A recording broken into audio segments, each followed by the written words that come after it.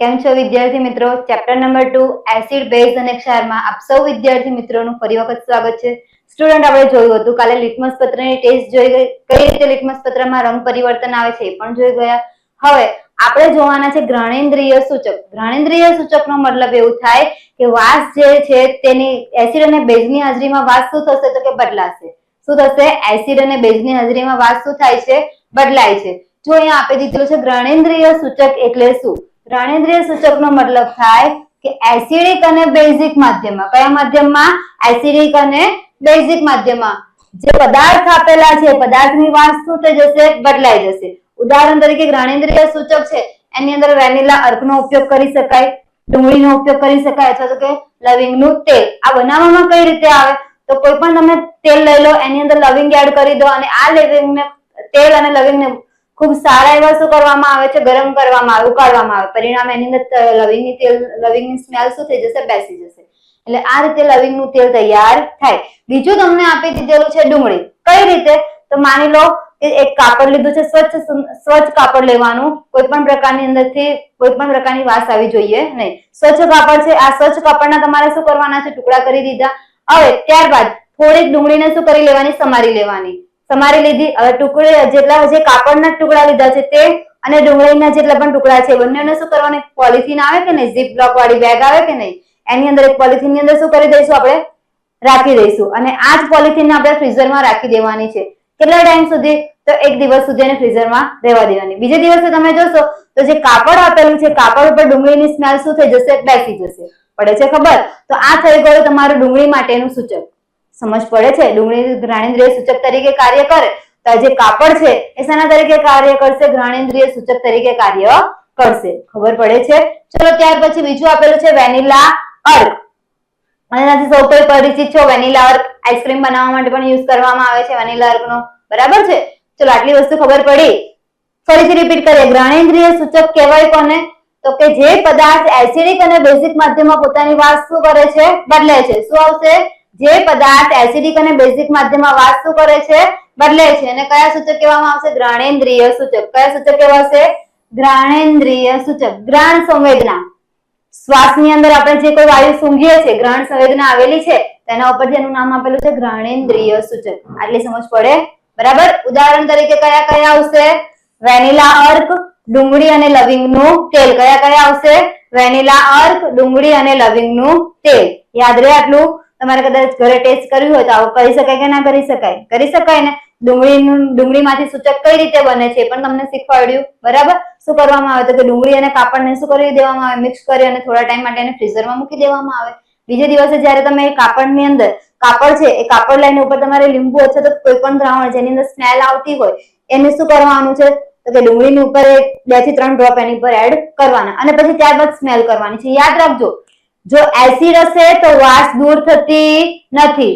Acid હશે તો જે કોઈ પણ મટીરિયલ લીધું, માની લો કે તમે ડુંગળીનો સૂચક તરીકે ઉપયોગ કર્યો અથવા તો કે લવિંગના તેલનો સૂચક તરીકે ઉપયોગ કર્યો છે તો એ સ્મેલ દૂર થશે નહીં. ડુંગળીની સ્મેલ પણ આવશે, અથવા તો તમે લીધું છે લવિંગનું તેલ તો લવિંગના તેલની પણ સ્મેલ આવશે. પરંતુ તમે શું લો છો તો કે બેઝ પદાર્થ, બેઝિક પદાર્થ લો છો. જો બેઝિક પદાર્થ આના ઉપર એડ કરવામાં આવે તો બેઝિક પદાર્થ છે સ્મેલ શું કરે છે? દૂર કરે છે. વાસને શું કરે છે? દૂર કરે છે. ખબર પડે છે? માની લો કે લવિંગના તેલની સ્મેલ આવે છે, મેં બેઝિક પદાર્થ ઉપર એડ કર્યો તો લવિંગના તેલની સ્મેલ શું થઈ ગઈ? દૂર થઈ ગઈ. એવી જ રીતે ડુંગળીની સ્મેલ આવે છે તો ડુંગળીની સ્મેલ આવે છે તો મેં બેઝિક પદાર્થ ઉપર શું કર્યો? એડ કર્યો તો એના ઉપરથી વાસ શું થઈ જશે? દૂર થઈ જશે.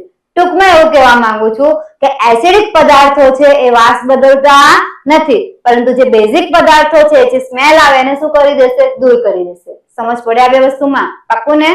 ચલો ત્યાર પછી ઘ્રાણેન્દ્રિય સૂચકની મદદથી એસિડ બેઝની પરખ કેવી રીતે કરશું? ઉદાહરણ આપીને સમજાવો. સવાલ તમને પૂછાઈ શકે. બરાબર.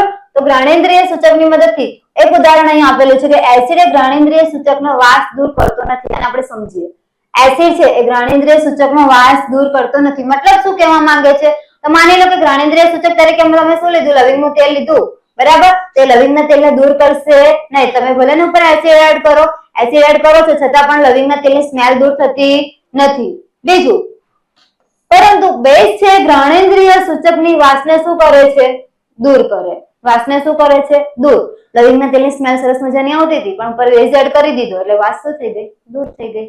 ટૂંકમાં આટલી વસ્તુ સમજ પડે તો આના ઉપરથી આપણે એસિડ બેઝ ની ફરક કરાવી શકીએ. વાસ દૂર નથી થતી મતલબ એ પદાર્થ કયો છે? એસિડ. વાસ દૂર થઈ ગઈ છે મતલબ એ પદાર્થ કયો છે? બેઝ. આવડે? હવે દાખલા તરીકે લવિંગના તેલની વાસ ધરાવતા સ્વચ્છ કપડા ઉપર મંદ HCl ના 2 થી 3 ટીપાનો છંટકાવ કરવામાં આવે તો કપડું સૂંઘતા તેમાંથી લવિંગના તેલની વાસ આવશે. જો આવ્યું ને, લવિંગના તેલની વાસ શું થાય છે? આવે છે મતલબ એસિડ પ્રેઝન્ટ છે. પરંતુ જે સૂચવે છે કે એસિડ એ કયો સૂચક છે? તો કે ઘ્રાણેન્દ્રિય સૂચક છે.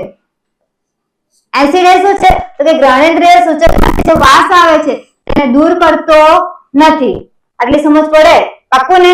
એસિડ શું કાર્ય કરશે? તો ઘ્રાણેન્દ્રિય સૂચકમાંથી જે વાસ આવે છે વાસને દૂર કરતો નથી, પરંતુ એની જગ્યાએ લઈ લીધું બેઝ. શું લઈ લીધું? બેઝ. તો જ્યારે બેઝ તરીકે તમે અહીંયા મંદ HCl ના ટીપા આપી દીધેલા છે. શું લેવાનું છે? મંદ HCl, NaOH, સોરી HCl એટલે એસિડ થશે, NaOH એટલે શું થશે? બેઝ થશે.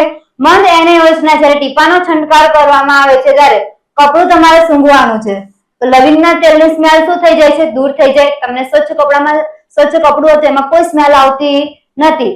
કેમ? લવિંગનું તેલ લીધું એટલે એની અંદરથી તમને સ્મેલ આવતી હતી લવિંગના તેલની, પરંતુ મેં ઉપર એડ શું કરી દીધું? NaOH એડ કરી દીધું.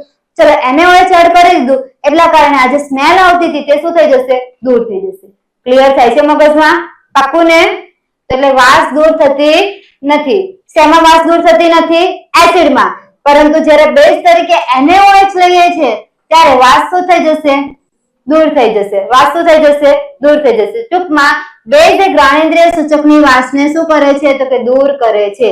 યાદ રહે, બે વસ્તુ યાદ રાખવાની છે. એસિડ છે તે ઘ્રાણેન્દ્રિય સૂચકની વાસને દૂર કરતો નથી, પરંતુ બેઝ છે ઘ્રાણેન્દ્રિય સૂચકની વાસને શું કરી દેશે? દૂર કરી દેશે. આવડે? સમજ પડે છે ને? ચલો ત્યાર પછી એક અહીંયા પ્રેક્ટિકલ આપેલો છે કે દાણાદાર ઝીંકની આ ચેપ્ટર નંબર 1 ની અંદર આપણે જોઈ ગયા છે. બરાબર? સેમ પ્રવૃત્તિ છે. જુઓ, દાણાદાર ઝીંકની મંદ H2SO4 સાથેની પ્રક્રિયાથી હાઇડ્રોજન વાયુ ઉત્પન્ન થાય છે અને આપણે પરખ કરાવવાની છે. હાઇડ્રોજન વાયુ ઉત્પન્ન થાય છે, કઈ રીતે ઉત્પન્ન થાય છે એની આપણે ટેસ્ટ કરાવવાની છે. ઉદાહરણ જુઓ, ધારો કે આ એક કસનળી લીધેલી છે. બરાબર? કસનળીની અંદર શું છે? તો જેટલા પણ દેખાય છે બધું શું છે? દાણાદાર ઝીંક. શું છે? દાણાદાર ઝીંક. આ દાણાદાર ઝીંકની પ્રક્રિયા આપણે મંદ સલ્ફ્યુરિક એસિડ, આની જગ્યાએ જો તમે કદાચ ભૂલી જાઓ તો આની જગ્યાએ મંદ હાઇડ્રોક્લોરિક એસિડ પણ લઈ શકાય. બરાબર છે? સલ્ફ્યુરિક એસિડ કાં તો હાઇડ્રોક્લોરિક એસિડ, બંને એસિડ ચાલે. સમજ પડે? મંદ સલ્ફ્યુરિક એસિડ આ બંને વચ્ચે શું કરવામાં આવે? રાસાયણિક પ્રક્રિયા કરવામાં આવે. તો જ્યારે રાસાયણિક પ્રક્રિયા થશે તમે અહીંયા જોઈ શકો છો હાઇડ્રોજન વાયુને શું જોવા મળે છે? પરપોટા દેખાય છે. બંને વચ્ચે જ્યારે રાસાયણિક પ્રક્રિયા થાય છે શું જોવા મળશે? હાઇડ્રોજન વાયુના ઉપર પરપોટા જોવા મળે. આ હાઇડ્રોજન વાયુને વિમોચન નળીમાંથી પસાર કરવાનો. શેમાંથી? વિમોચન નળીમાંથી. વિમોચન નળીના જે છેલ્લા ભાગે અહીંયા શું મૂકી દેવાનું છે? સાબુનું દ્રાવણ. કયું દ્રાવણ? સાબુનું દ્રાવણ. જો અહીંયા એક પાત્રની અંદર સાબુનું દ્રાવણ દેખાય છે. બરાબર? સાબુનું દ્રાવણ શું કરશે? તો કે જેવા સાબુના દ્રાવણમાં હાઇડ્રોજન વાયુ પસાર કરવામાં આવે તો હાઇડ્રોજન વાયુ બબલ્સ થઈ જશે. શું થઈ જશે? પરપોટા થઈને ઉપર આવશે. ખબર પડે છે? ક્લિયર થાય છે? શેના? તો કે સાબુના દ્રાવણના પરપોટા થઈ જાય. હાઇડ્રોજનથી ભરેલા સાબુના પરપોટા દેખાય. સાબુનું દ્રાવણ હતું એની અંદર હાઇડ્રોજન એડ કર્યું તેના પરપોટા ઉપર આવે છે. હવે આ જ પરપોટા નજીક તમારે શું કરવાનું છે? મીણબત્તી ધરવાની છે. આ પરપોટાની નજીક શું કરવાની? મીણબત્તી ધરવાની. તમને પહેલેથી હમણાં પહેલા ચેપ્ટરમાં બી ઘણી બધી વખત કીધું અને હમણાં પણ કીધું કે હાઇડ્રોજન વાયુ છે તે ધડાકા સાથે સળગી ઉઠે છે. સમજાવેલું આ વસ્તુ? બરાબર? હાઇડ્રોજન વાયુ છે જ્યારે પણ હાઇડ્રોજન વાયુ કોઈ પણ આગના સંપર્કમાં આવે છે, સળગતી મીણબત્તીના સંપર્કમાં આવે છે તો ધડાકા સાથે શું થશે? સળગી ઉઠશે. ક્લિયર થાય છે મગજમાં? અને યાદ હોય તો ઓક્સિજન છે, ઓક્સિજન કાર્ય શું કરતું હતું? ઓક્સિજન છે તે શું કાર્ય કરતું હતું? તો આગને વધારે ફેલાવવાનું કાર્ય કરતું હતું. એ પોતે સળગી ઉઠતો નથી. હાઇડ્રોજન પોતે શું થાય છે? સળગી ઉઠે છે. ધડાકા સાથે શું થાય છે? સળગી ઉઠે છે. આવડે પ્રવૃત્તિ પૂછાય તો શું કરીશું? બોલો.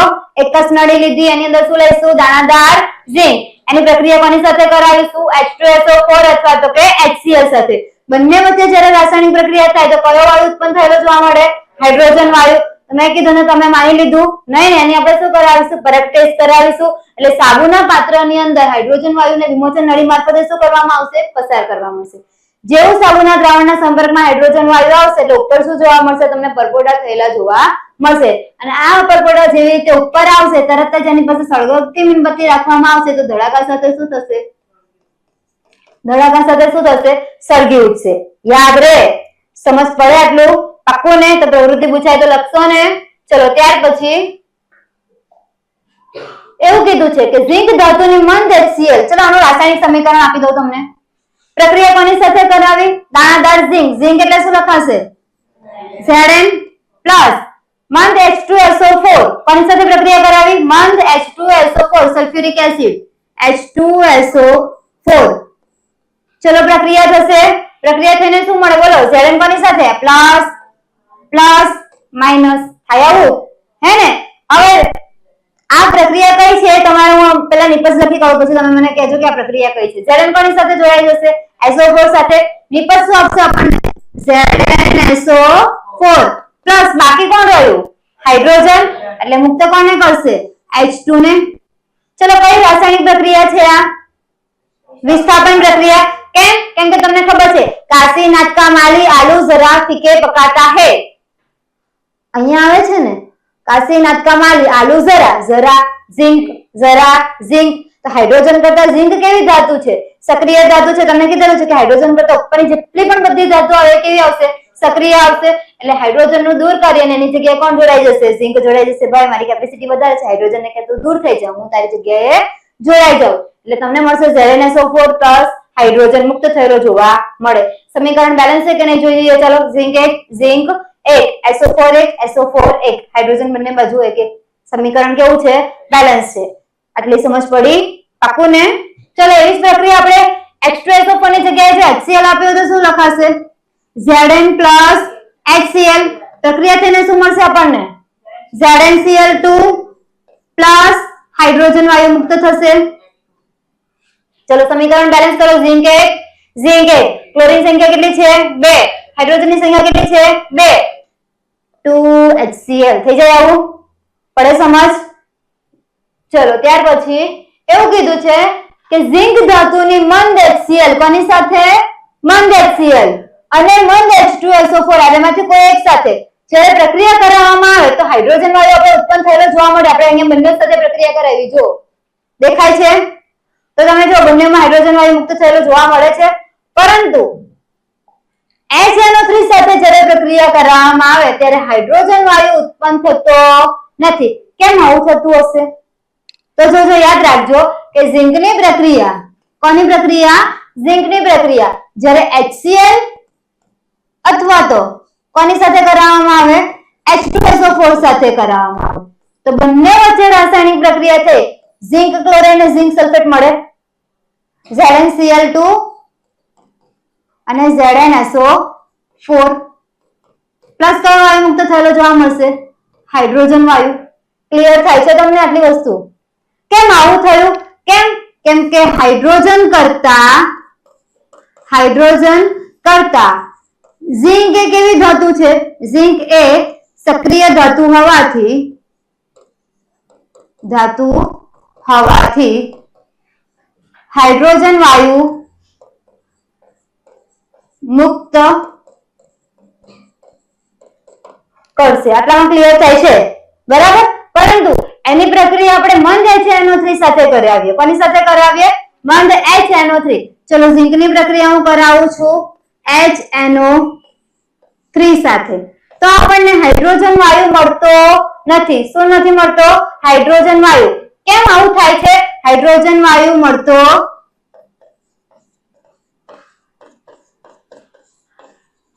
નથી.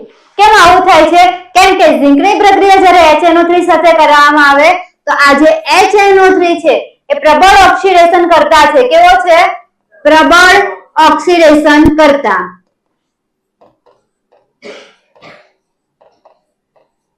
HNO3 કેવો છે? પ્રબળ ઓક્સિડેશન કરતા. જેવો જ હાઇડ્રોજન મુક્ત થશે કે તરત જ એની સાથે કોણ જોડાઈ જશે? પાણીનો ઓક્સિજનનો અણુ. સમજ પડે છે?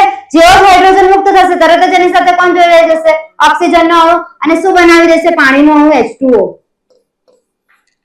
ક્લિયર થાય વસ્તુ? બરાબર.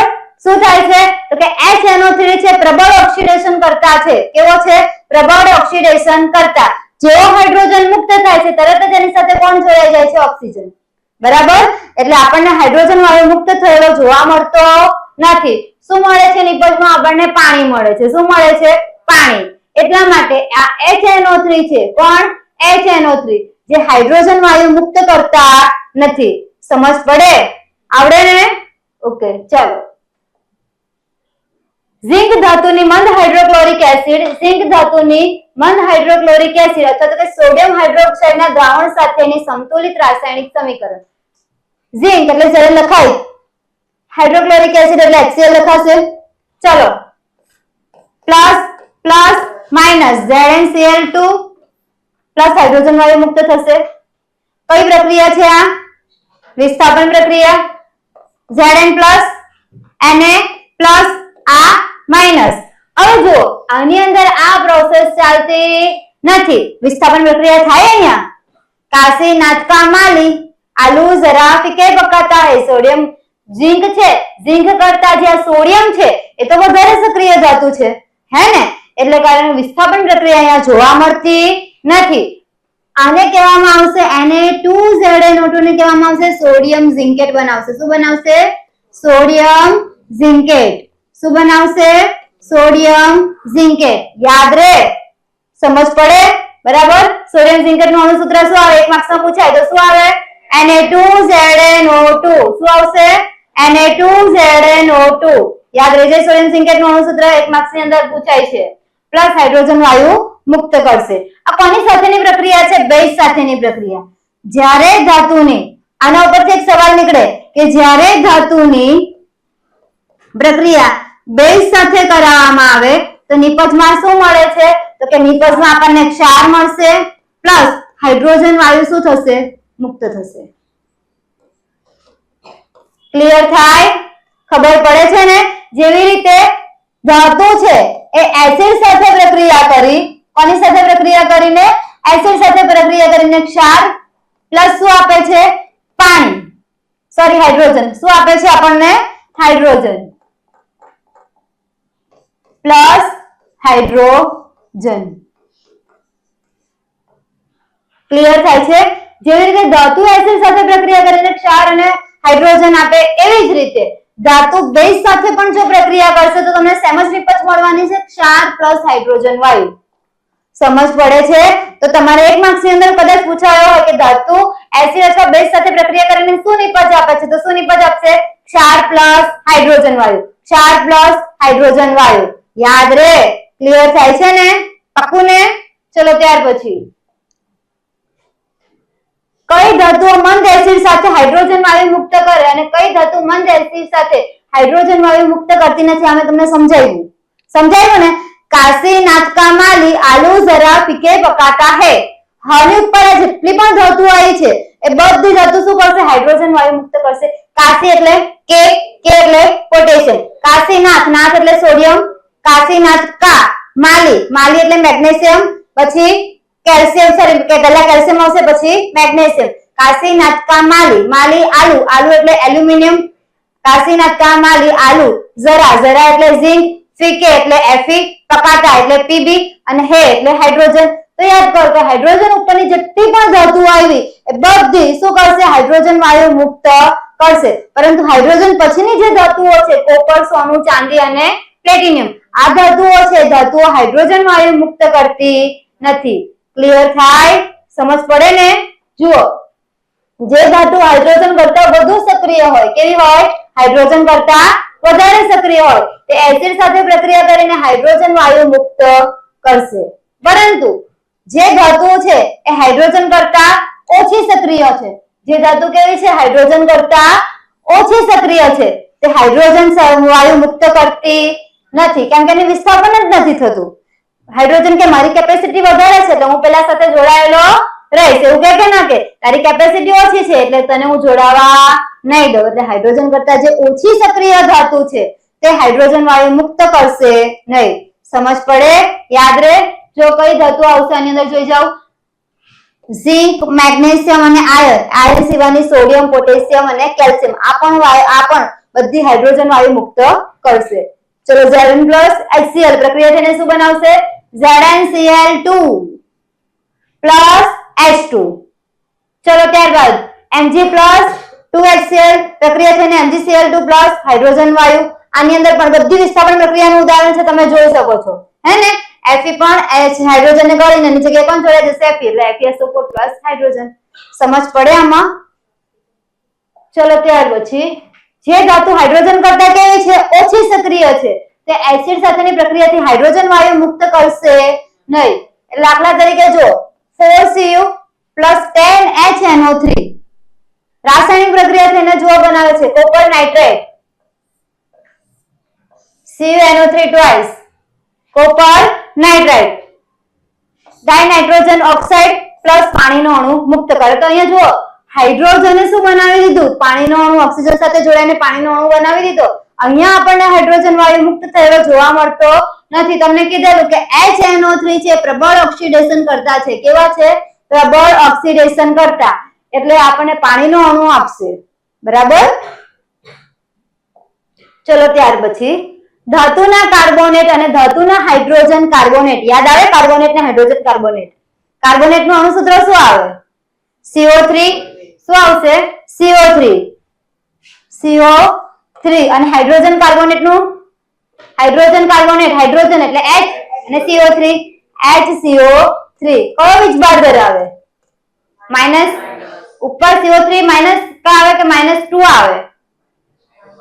-2 આવશે. શું આવશે? -2. સમજ પડે? બરાબર? આપણે શીખી ગયેલા છે. શીખી ગયા છો ને? CO3 -2 આવે અને HCO3 માં ખાલી માઈનસ. જો આપણે એક ટેસ્ટ કરાવવાની છે.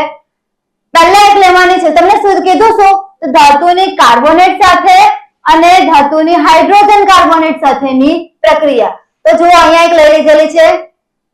ઓ ये क्या हो गया? જો કસનળી લીધી. એ કસનળીમાં તમારે શું લેવાનું છે? મન હાઇડ્રોક્લોરિક એસિડ. મન હાઇડ્રોક્લોરિક એસિડ લેતા પહેલા તમારે અહીંયા લેવાનું છે સોડિયમ કાર્બોનેટ અથવા સોડિયમ હાઇડ્રોજન કાર્બોનેટ. પાવડર સ્વરૂપમાં આવે. બરાબર? શું લઈશું આપણે? સોડિયમ કાર્બોનેટ અથવા સોડિયમ હાઇડ્રોજન કાર્બોનેટ. એની અંદર શું આપણે અહીંયા ભણીએ છીએ? શું ભણીએ છીએ? કાર્બોનેટ અથવા હાઇડ્રોજન કાર્બોનેટની પ્રક્રિયા કોની સાથે કરાવવાની છે? તો પહેલા આપણે એસિડ સાથે કરાવીશું. સમજ પડે છે? એસિડ સાથે કરાવીએ. ચલો ધાતુ સોડિયમ કાર્બોનેટ અથવા સોડિયમ હાઇડ્રોજન કાર્બોનેટ. સોડિયમ એટલે શું લખાય? બોલો. અને કાર્બોનેટ એટલે શું થશે? CO3. કાર્બોનેટ પાસે કેટલા આયન છે? 2. Na2CO3 થાય આવું અણુસૂત્ર. પ્રક્રિયા કોની સાથે કરાવીએ છે? મંદ હાઇડ્રોક્લોરિક એસિડ એટલે HCl સાથે કરાવીએ. સમજ પડે? બરાબર? ચલો સોડિયમ કાર્બોનેટની પ્રક્રિયા જ્યારે HCl વાયુ સાથે કરવામાં આવે તો અહીંયા તમે જોઈ શકો છો, અહીંયાથી તમારે વિમોચન નળી પસાર કરવાની છે અને અહીંયા લઈ લીધેલું છે કેલ્શિયમ હાઇડ્રોક્સાઇડ નું દ્રાવણ. શેનું લીધેલું છે? કેલ્શિયમ હાઇડ્રોક્સાઇડ નું દ્રાવણ. કેલ્શિયમ હાઇડ્રોક્સાઇડ એટલે શું થશે? CaOH twice. કઈ રીતે બને તો આવડે ને? કડી ચૂનાને પાણી સાથે મિશ્ર કરો એટલે તમને શું મળતું હતું? Calcium hydroxide. આ કેલ્શિયમ હાઇડ્રોક્સાઇડ નું દ્રાવણ લઈ લેવાનું. એટલે આપણે સાધવની ગોઠવણી કરી દીધી. શું કરીશું? પહેલા એક કસનળી લઈશું. આ કસનળીની અંદરથી વિમોચન નળી પસાર કરવાની છે અને વિમોચન નળીના છેલ્લા જે ભાગે છે તે કેલ્શિયમ હાઇડ્રોક્સાઇડ નું દ્રાવણ લેવાનું છે. આટલી ક્લિયર થાય? હવે જો જ્યારે બંને વચ્ચે રાસાયણિક પ્રક્રિયા થશે ત્યારે કાર્બન ડાયોક્સાઇડ વાયુ ઉત્પન્ન થશે. કયો વાયુ ઉત્પન્ન થશે? કયો વાયુ ઉત્પન્ન થશે? Carbon dioxide. હવે મેં કીધું તમે માની લેવાના? નહીં માની લેવાના ને? અમને કઈ રીતે ખબર પડે? એવું કેવું કે ના કેવું? એટલે આ કાર્બન ડાયોક્સાઇડ છે એ વિમોચન નળી મારફતે આ જે કેલ્શિયમ હાઇડ્રોક્સાઇડ નું દ્રાવણ આપેલું છે એની અંદર શું પસાર કરવામાં આવશે? કાર્બન ડાયોક્સાઇડ અહીંયા જે ઉત્પન્ન થયેલો છે ઓટોમેટિક આની અંદર જવાનો વિમોચન નળી મારફતે. બરાબર? ત્યારે આ જે કેલ્શિયમ હાઇડ્રોક્સાઇડ નું દ્રાવણ છે તે કેવા રંગનું થઈ જશે? તો કે સફેદ રંગનું અથવા તો કે દૂધિયા રંગનું બની જાય છે. એની અંદર શું જોવા મળે છે? સફેદ રંગના અવક્ષેપ જોવા મળે. શું જોવા મળશે? સફેદ રંગના અવક્ષેપ છે કોના? કેલ્શિયમ કાર્બોનેટના. ચલો કેલ્શિયમ હાઇડ્રોક્સાઇડ નું દ્રાવણ છે એની અંદર કયો વાયુ પસાર કરાવ્યો? Carbon dioxide. કાર્બન ડાયોક્સાઇડ પસાર કરો તો મેં તમને કીધેલું છે કે પ્રક્રિયકની અંદર કાર્બન ડાયોક્સાઇડ હોય નિપજમાં કાર્બોનેટ મળે તો અહીંયા તમને શું મળશે? કેલ્શિયમના કાર્બોનેટ CaCO3. બરાબર? પ્લસ શું મુક્ત થશે? પાણીનો અણુ એટલે H2O. હવે જુઓ તમે એવું કહો છો કે આ પ્રક્રિયા મેડમ વિસ્થાપન પ્રક્રિયા છે કે દ્વિવિસ્થાપન પ્રક્રિયા છે? દ્વિવિસ્થાપન પ્રક્રિયા છે. હા કે ના? અહીંયા અવક્ષેપ મળે કેલ્શિયમ કાર્બોનેટના સફેદ રંગના. કયા રંગના? સફેદ રંગના. શું મળે છે અહીંયા? અવક્ષેપ મળે છે, પાણીમાં અદ્રાવ્ય છે, પાણીમાં કેવા છે? અદ્રાવ્ય છે. તમને સફેદ રંગના અવક્ષેપ મળે છે તો આ પ્રક્રિયાને દ્વિવિસ્થાપનની પ્રક્રિયા કહેવાય કે ના કહેવાય? હા કે ના કહેવાય? કઈ રીતે કહેવાય? અવક્ષેપ મળે છે. ચલો તમે મને કહી દીધું કે અવક્ષેપ મળે, તો દ્વિવિસ્થાપન પ્રક્રિયાની વ્યાખ્યા તો એવું થાય કે બંને આયનોને શું કરાવે છે? આપલે કરાવે છે. અહીંયા તો તમને એવું જોવા મળતું નથી. નથી જોવા મળતું ને? જો કઈ રીતની પ્રક્રિયા થાય જરાક જોજો. આ જે કેલ્શિયમના કાર્બોનેટ છે, આ કેલ્શિયમ હાઇડ્રોક્સાઇડ છે એ કાર્બન ડાયોક્સાઇડ સાથે જોડાય. જ્યારે કાર્બન ડાયોક્સાઇડ છે એ સૌપ્રથમ કેલ્શિયમ સાથે નથી જોડાતો, સૌપ્રથમ કોની સાથે જોડાય છે? પાણીના અણુ સાથે. કોની સાથે જોડાય છે?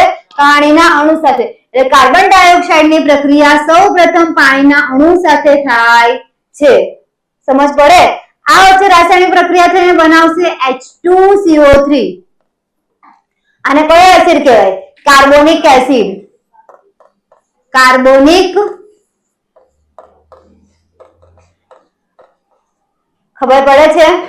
હવે આ જે કાર્બોનિક એસિડ ઉત્પન્ન થયો છે તે કેલ્શિયમ હાઇડ્રોક્સાઇડ CaOH સાથે પ્રક્રિયા કરશે, H2CO3. હવે જુઓ, Ca કયો વીજભાર ધરાવે? પ્લસ. OH કયો વીજભાર ધરાવે? માઇનસ. આ કયો વીજભાર ધરાવે? પ્લસ. આ કયો વીજભાર ધરાવે? માઇનસ. તો હવે તમે દ્વિવિસ્થાપન પ્રક્રિયા જોઈ શકો છો. વચ્ચે જે મધ્ય નિપજ મળે છે, મધ્ય પ્રક્રિયા થાય છે તે આપણને જોવા મળતી નથી. ડાયરેક્ટ અહીંયા નિપજ લખી દીધી હોય એનો મતલબ એવું નથી કે આ દ્વિવિસ્થાપન પ્રક્રિયા નથી. આ દ્વિવિસ્થાપન પ્રક્રિયા છે. સંયોગીકરણ ચેપ્ટર નંબર 1 ની અંદર સંયોગીકરણની પ્રક્રિયાની અંદર આ ઇક્વેશન આપેલું છે. એનો મીનિંગ એવો નથી કે આ સંયોગીકરણની પ્રક્રિયા છે. તમે જોઈ શકો બે પ્રક્રિયકમાંથી બે નિપજ મળે તો સંયોગીકરણની તો બનવાની જ નથી. બરાબર છે? ચલો, પ્લસ માઇનસ, પ્લસ અને માઇનસ. બોલો શું બનાવશે? પ્લસ માઇનસ સાથે જોડાઈને કેલ્શિયમના કાર્બોનેટ CaCO3 બનાવશે. પ્લસ H અને OH બંને ભેગા થઈને શું બનાવે? પાણીનો અણુ H2O. શું બનાવશે? H2O. આગળ હું 2 લખી દઉં કેમ કે હાઇડ્રોજનની 2 અને 2 4 સંખ્યા. 2 દુ 4, ઓક્સિજન 2, ઓક્સિજન 2 થઈ ગયું. સમીકરણ બેલેન્સ. ક્લિયર થાય કઈ રીતે પ્રક્રિયા થશે? તો કદાચ તમને આવું સમીકરણ આપ્યું હોય એવું પૂછ્યું હોય કે આ પ્રક્રિયા કઈ છે? વિસ્થાપન પ્રક્રિયા છે, દ્વિવિસ્થાપન પ્રક્રિયા છે, કઈ છે? દ્વિવિસ્થાપન પ્રક્રિયા છે. બરાબર? સંયોગીકરણની નથી, કેમ કે સંયોગીકરણના પાઠની અંદર આપેલો છે. અને મીનિંગ ઘણા બધા સ્ટુડન્ટ એવું કરે કે સંયોગીકરણની પ્રક્રિયાનું ઉદાહરણ છે. નહીં, તેનું ઉદાહરણ છે અવક્ષેપન અથવા તો કે દ્વિવિસ્થાપન પ્રક્રિયાનું ઉદાહરણ છે. આ CaCO3 ના તમને શું મળે છે? પાણીમાં અદ્રાવ્ય અવક્ષેપ મળે છે. યાદ રે, સમજ પડે? ચલો આપણે જે પ્રવૃત્તિ હતી એના ઉપર જોઈએ. સોડિયમ કાર્બોનેટ Na2CO3 પ્રક્રિયા કોની સાથે કરાવવાની? હાઇડ્રોક્લોરિક એસિડ સાથે કરાવીશું. તો જ્યારે સોડિયમ કાર્બોનેટની હાઇડ્રોક્લોરિક એસિડ સાથે પ્રક્રિયા કરવામાં આવે તો પહેલા તો NaCl સાથે જોડાઈ જશે. બરાબર? એટલે તમને આપશે શું? NaCl પ્લસ તમને એવું કીધેલું છે કે કાર્બોનેટ છે તો તમને નિપજમાં શું મળે? કાર્બન ડાયોક્સાઇડ મળે. બરાબર? તમને કીધેલું છે કે પ્રક્રિયકમાં જો કાર્બોનેટ હોય તો નિપજમાં કાર્બન ડાયોક્સાઇડ મળે ને મળે. એટલે પ્લસ આવશે CO2. પ્લસ બીજું બાકી કોણ રહ્યું? હાઇડ્રોજન ઓક્સિજન સાથે જોડાઈને શું આપશે? પાણીનો અણુ પ્લસ H2O. આવડે લખતા? સમજ પડે? એવી સેમ પ્રક્રિયા અહીંયા તમારે સોડિયમ કાર્બોનેટ ની તમે દર્શાવો એવી જ રીતે સેમ પ્રક્રિયા કોની સાથે કરાવશે? સોડિયમ હાઇડ્રોજન કાર્બોનેટ સાથે કરાવશે. બરાબર? તો જો સોડિયમ હાઇડ્રોજન કાર્બોનેટ NaHCO3 થાય, NaHCO3 થાય આવું. પ્લસ પ્રક્રિયા કોની સાથે કરાવવાની છે? HCl સાથે. નિપજ તમને સેમ જ મળવાની છે. NaCl plus carbon dioxide plus H2O થાય આવું. સમીકરણને બેલેન્સ કરી લઈએ. ચલો, સોડિયમ આ બાજુ 2 છે, આ બાજુ સોડિયમ કેટલા છે? 1 જ. હું આગળ 2 મૂકી દઉં. ક્લોરીનની સંખ્યા 2 થઈ ગઈ તો હું અહીંયા પણ 2 મૂકી દઉં. Hydrogen 2, hydrogen 2, carbon 1, carbon 1, oxygen 3, આ બાજુ ઓક્સિજન 2 ને 1 3 થઈ ગયા. બધું બેલેન્સ થઈ ગયું. આ સમીકરણ તો બેલેન્સ છે. જો સોડિયમ 1, સોડિયમ 1, હાઇડ્રોજન 1 ને 1 2, હાઇડ્રોજન 2, કાર્બન 1, કાર્બન 1, ઓક્સિજનની સંખ્યા 3, 2 ને 1 3 ઓક્સિજન, H1, હાઇડ્રોજન આ બાજુ 2, સોરી આ 1 અને 1 2 હાઇડ્રોજન, આ બાજુ પણ હાઇડ્રોજનની સંખ્યા કેટલી થઈ ગઈ? 2. Chlorine 1, chlorine 1. સમીકરણ નીચેનું તો બેલેન્સ જ છે. સમજ પડે ને? તો હવે આવડે કે ના આવડે લખતા? આવડે ને? સોડિયમ કાર્બોનેટ નું સૂત્ર શું થાય? બોલો. Na2CO3 અને સોડિયમ હાઇડ્રોજન કાર્બોનેટ નું શું થશે? NaHCO3. ક્લિયર થાય? સમજ પડે છે ને? ચલો ત્યાર પછી સોડિયમ કાર્બોનેટ અને સોડિયમ હાઇડ્રોજન કાર્બોનેટ નું મંદ હાઇડ્રોક્લોરિક એસિડ સાથેનું સમતોલિત રાસાયણિક સમીકરણ હમણાં જ આપણે કર્યું ને? બોલી જાઓ. સોડિયમની સંખ્યા કેટલી છે? 2. લખી દીધી, અહીંયા કરેલું છે આપણી પાસે તો છે જ તૈયાર. 2NaCl. Carbonate CO3 1. આ બાજુ કાર્બનની સંખ્યા શોધો. ચાલો, તો કાર્બનની સંખ્યા કેટલી છે? 1. ઓક્સિજનની સંખ્યા અહીંયા 3. 2 ને 1 3. હાઇડ્રોજન 2. હાઇડ્રોજન અહીંયા 2. ક્લોરીન 2. આ બાજુ ક્લોરીન પણ 2. સમીકરણ થઈ ગયું બેલેન્સ. કર્યું શું? HCl ને આગળ 2 મૂક્યા. બરાબર. બાકી આપણું સમીકરણ કેવું છે? અહીંયા NaCl ને આગળ 2 મૂક્યા. બાકી આપણું સમીકરણ કેવું છે? બેલેન્સ. આ બાજુ જો આ સમીકરણ સમતુલિત છે ઓલરેડી, તો તમારે કરવાની જરૂર છે નહીં. Sodium 1 sodium 1. કાર્બનની સંખ્યા 1. કાર્બનની સંખ્યા આ બાજુ પણ 1. ઓક્સિજનની સંખ્યા 3. ઓક્સિજનની 2 ને 1 3. હાઇડ્રોજન કેટલા છે? 2. આ બાજુ હાઇડ્રોજન કેટલા થઈ ગયા? 2. Chlorine 1 chlorine 1. સમીકરણ બેલેન્સ. બરાબર છે? ચલો ત્યાર પછી કેલ્શિયમ હાઇડ્રોક્સાઇડ ના દ્રાવણમાં, શેમાં? કેલ્શિયમ હાઇડ્રોક્સાઇડ ના દ્રાવણમાં ઓછા પ્રમાણમાં અને વધુ પ્રમાણમાં કાર્બન ડાયોક્સાઇડ વાયુ પસાર કરતા કઈ નિપજ મળે અને મળતી નિપજની પાણીમાં દ્રાવ્યતા જણાવો. ચલો આ વસ્તુ હમણાં આપણે જોઈ ગયા, પ્રેક્ટિકલ ની અંદર જોયું ને. કેલ્શિયમ હાઇડ્રોક્સાઇડ બોલે ને કે કેલ્શિયમ હાઇડ્રોક્સાઇડ, તો કેલ્શિયમ એટલે Ca થાય, હાઇડ્રોક્સાઇડ એટલે OH થાય, OH ટ્વાઇસ. કેલ્શિયમ હાઇડ્રોક્સાઇડ ના દ્રાવણમાં ઓછા પ્રમાણમાં અને વધુ પ્રમાણમાં આપણે શું પસાર કરવાનું? Carbon dioxide. પહેલા ઓછા પ્રમાણમાં પસાર કરીએ. કયા પ્રમાણમાં? ઓછા અથવા તો કે મર્યાદિત પ્રમાણમાં. ઓછા પ્રમાણમાં કાર્બન ડાયોક્સાઇડ વાયુ પસાર કરો. તમને શું મળે? કેલ્શિયમ ના કાર્બોનેટ મળશે. બરાબર. CaCO3 પ્લસ પાણીનો અણુ મુક્ત થશે H2O. હવે આ જે CaCO3 નું દ્રાવણ મળ્યું છે તમને, CaCO3 નું કયા રંગનું દ્રાવણ મળશે? દુધિયા રંગનું દ્રાવણ મળશે. બરાબર. આ જે તમને દ્રાવણ મળ્યું છે એની અંદર હજુ વધારે માત્રામાં શું પસાર કરીશું? Carbon dioxide. આ જ પ્રોસેસ આગળ કરાવવાની છે. જુઓ, CaCO3 પ્લસ H2O પ્લસ હજુ પણ શું પસાર કરવાનું? Carbon dioxide. કેવા પ્રમાણમાં પસાર? વધારે પ્રમાણમાં. બરાબર છે? તો જ્યારે હજુ વધારે પ્રમાણમાં કેલ્શિયમ કાર્બોનેટ મળે, અહીંયા પાણીનો અણુ છે H+ ને OH- છૂટા પડશે, તો એ હાઇડ્રોજન કોની સાથે જોડાઈ જશે? કેલ્શિયમ સાથે જોડાઈ જશે. એટલે નિપજ તમને મળશે calcium hydrogen carbonate, CaHCO3 twice. Sorry, thrice થઈ ગયો હતો. શું થઈ જશે? ટ્વાઇસ. કેમ ટ્વાઇસ લખ્યું? કેલ્શિયમ કયો વીજભાર ધરાવે? +2 અને HCO3 કયો વીજભાર ધરાવે? -. એકબીજાને આયનોની આપણે કરે તો આ રીતનું સમીકરણ મળે. CaHCO3 twice. તો જો હવે સમજ પડે? આવડે ને? સમીકરણને બેલેન્સ કરી જોઈએ. જો કેલ્શિયમની સંખ્યા આ બાજુ કેટલી છે? 1. આ બાજુ કેલ્શિયમની સંખ્યા કેટલી છે? 1. કાર્બન 1 સોરી કાર્બન 1, આ બાજુ પણ કાર્બન 1. ઓક્સિજનની સંખ્યા 3 ને 1 4. અહીંયા 2 ને 2 4. Hydrogen 2 hydrogen 2. સમીકરણ બેલેન્સ છે. બરાબર. આ બાજુ કેલ્શિયમ કેટલા છે? આ બાજુ કેલ્શિયમ કેટલા છે? 1. કાર્બનની સંખ્યા ગણીએ. કાર્બન 1 ને 1 2 કાર્બન થઈ ગયા. બરાબર. હાઇડ્રોજનની સંખ્યા કેટલી છે? 2. હાઇડ્રોજન પણ કેટલા થઈ ગયા? 2. ઓક્સિજનની સંખ્યા 2 ને 1 3. સોરી, ઓક્સિજનની સંખ્યા અહીંયા ઓક્સિજન કેટલા છે? 2. આ બાજુ ઓક્સિજન કેટલા છે? 1. 2 ને 1 3 થાય અને બીજા 3 આ રહ્યા. ટોટલ કેટલા થયા છે? 3 દુ 6 ઓક્સિજન. સમીકરણ થઈ ગયું બેલેન્સ. બરાબર. તો હવે આવડે ને? ચલો ત્યારબાદ એવું કીધેલું છે કે સોડિયમ કાર્બોનેટના જલીય દ્રાવણમાં સોડિયમ કાર્બોનેટ કઈ રીતે બનતો હશે? સોડિયમ હાઇડ્રોક્સાઇડ માંથી જ બનવાનો. જે રીતે કેલ્શિયમ હાઇડ્રોક્સાઇડ માંથી કેલ્શિયમના કાર્બોનેટ મળે છે, એવી જ રીતે સોડિયમ હાઇડ્રોક્સાઇડના દ્રાવણમાંથી શું મળશે? આપણે સોડિયમના કાર્બોનેટ. ચલો ઉત્પન્ન આપણે પહેલા બનાવી દઈએ સોડિયમ કાર્બોનેટ. શું બનાવીએ? Sodium carbonate. જો કદાચ તમને પૂછાય તો આવડવું જોઈએ. સોડિયમ કાર્બોનેટ કીધું છે. સોડિયમ એટલે શું લખાશે? NaOH પ્લસ પ્રક્રિયા કોની સાથે કરાવવાની? કાર્બન ડાયોક્સાઇડ સાથે. પ્રક્રિયા કોની સાથે કરાવવાની? કાર્બન ડાયોક્સાઇડ એટલે CO2 સાથે પ્રક્રિયા કરીશું. સોડિયમ હાઇડ્રોક્સાઇડના દ્રાવણમાં કાર્બન ડાયોક્સાઇડ વાયુ પસાર કરતા તમને શું મળશે? તો કે Na2CO3 મળશે. Na2CO3 પ્લસ શું મુક્ત થશે? પાણીનો અણુ H2O. આ તમને યાદ હોય તો સમીકરણ કેલ્શિયમની અંદર જોવા મળે છે. જોવા મળે ને કેલ્શિયમની પ્રક્રિયા, કેલ્શિયમ હાઇડ્રોક્સાઇડની પ્રક્રિયા કાર્બન ડાયોક્સાઇડ વાયુ સાથે કરાવતા કેલ્શિયમના કાર્બોનેટ મળતા હતા પ્લસ પાણીનો અણુ છૂટો પડતો હતો. સેમ જ રાસાયણિક પ્રક્રિયા છે કે નહીં? તો અહીંયાથી તમને શું મળે? કેલ્શિયમના કાર્બોનેટ મળ્યા.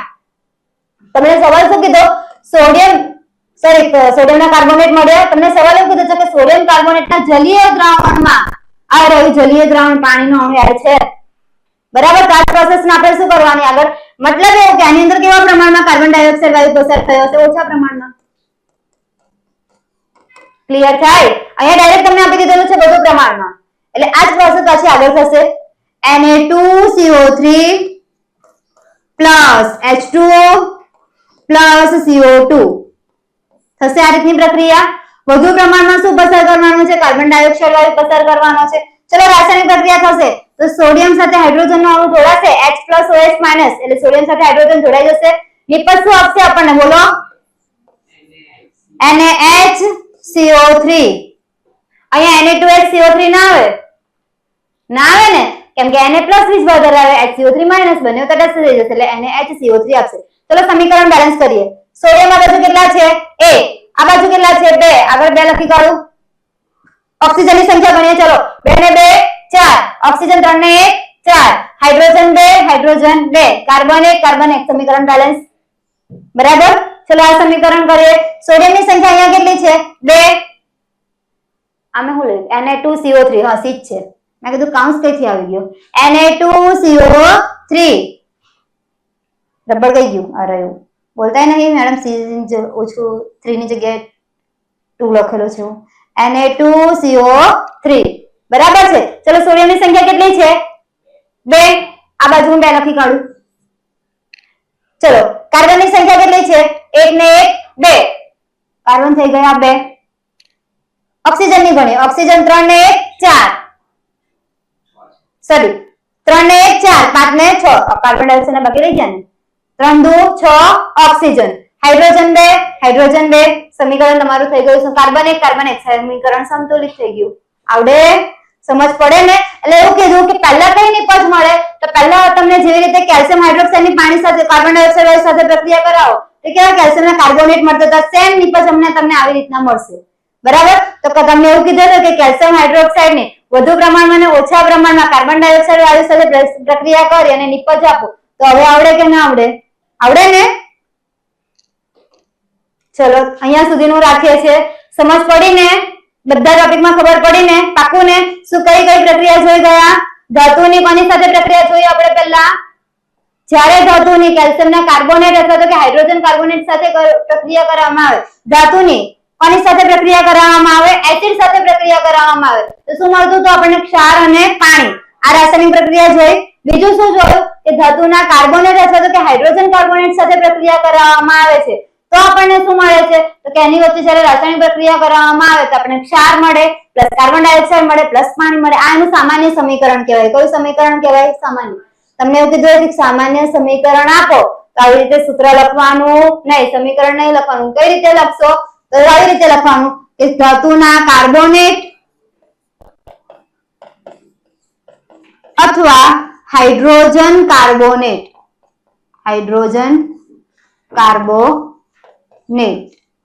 એની પ્રક્રિયા કોની સાથે કરાવવામાં આવે?